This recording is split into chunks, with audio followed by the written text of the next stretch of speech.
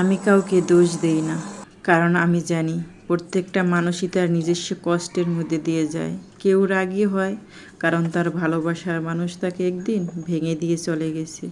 কেউ চুপচাপ থাকে কারণ সে জানে বললেও কেউ শুনবে না। কেউ অহংকারী দেখায় কারণ ছোটবেলায় কেউ তাকে গুরুত্ব দেয়নি।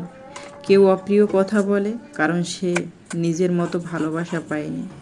আমি কাউকে দোষ দেই না, কারণ আমি নিজেই কতবার দোষে গুণে মিশে গেছি, কত ভুল করছি, কত রাত কেঁদেছি।